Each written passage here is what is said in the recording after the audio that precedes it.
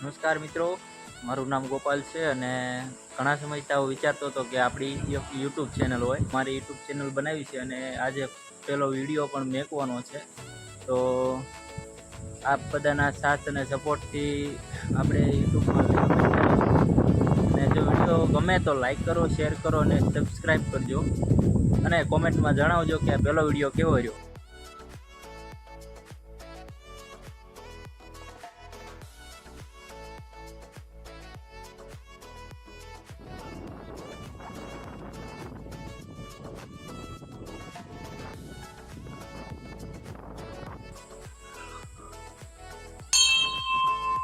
જય માતાજી.